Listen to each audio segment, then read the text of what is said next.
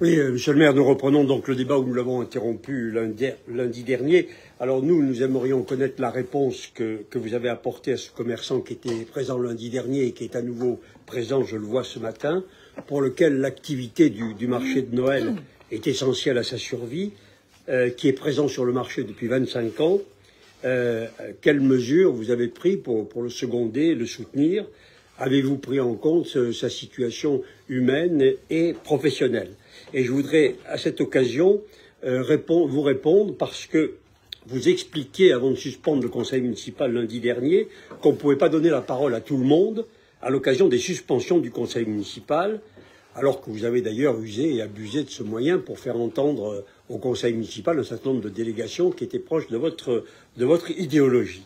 Mais pour nous, je voudrais le dire ici, il est naturel, il est normal, il est logique que quelqu'un qui est victime d'une décision que vous avez prise, dont vous êtes responsable, et qui ne parvient pas à avoir un dialogue fructueux et positif avec les élus, demande à se faire entendre. Je pense que ça, c'est logique. Alors, sur le marché de Noël, le précédent adjoint au commerce nous a informé en séance publique, si je l'ai bien entendu, que la commission compétente et transparente, chargée de gérer le marché de Noël, d'attribuer les emplacements, ne s'était jamais réunie.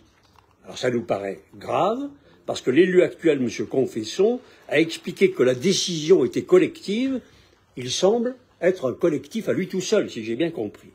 Nous avons donc reçu un nouveau cas, depuis lundi dernier, d'une élimination d'une femme qui était sur le marché depuis 15 ans. Et quand on lit la réponse non signée du service, je souligne cette opacité qui fait qu'un citoyen ne sait jamais à qui s'adresser. La réponse parle de l'élu en charge du marché de Noël, sans donner son nom, ni qui a décidé de ne plus la retenir. Ce qui confirme d'ailleurs que la commission compétente ne s'est pas réunie. Il n'y a eu aucune transparence dans les décisions.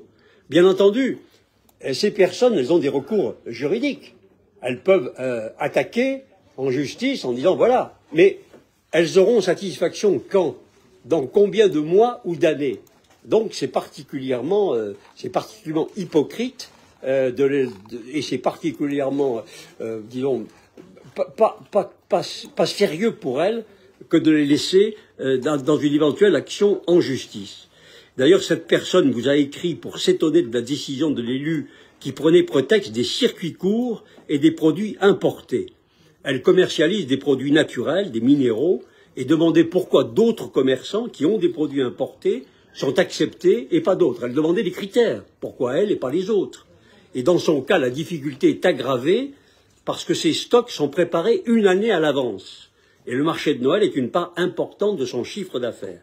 Ce que je veux souligner dans ces dossiers, c'est justement que ce ne sont pas des dossiers, ce sont des personnes, ce sont des Grenoblois, bien vivants, qui paient leurs impôts à Grenoble et qui ont droit au respect. Alors, si M. Confesson veut s'affranchir des règles, régenté tout seul, il doit recevoir ceux qu'il veut éliminer. Et je suis convaincu que s'il avait reçu Mme Adria Misena, qui est ici également ce matin dans la salle, il aurait compris, parce que, bon, c'est un homme comme les autres, je pense qu'il aurait compris, il lui aurait probablement donné au moins une année afin qu'elle liquide son stock, en lui disant, bon, ben, cette année, voilà, on vous avertit, puis dans un an, une fois votre stock liquidé, on pourra peut-être changer de position. Enfin, c'est ça, me semble-t-il, la vie de la ville, la vie d'un élu. Je suis désolé, mais peut-être que ce sont des considérations trop triviales pour vous, que ces échéances, ces factures, pourtant que vos décisions impactent directement. Je vous demande donc, à nouveau, que vous entendiez ces situations que vous créez. Je ne vous demanderai pas d'entendre des situations que vous ne créez pas, qui dépendraient de l'Europe, du gouvernement, de la planète. Je vous parle des décisions que vous créez. Je vous demande de les entendre parce que c'est bien vos décisions qui impactent ces vies et qui méritent donc une attention. Et pour ce faire, je vous demande, pour les entendre, une suspension de séance de 10 minutes.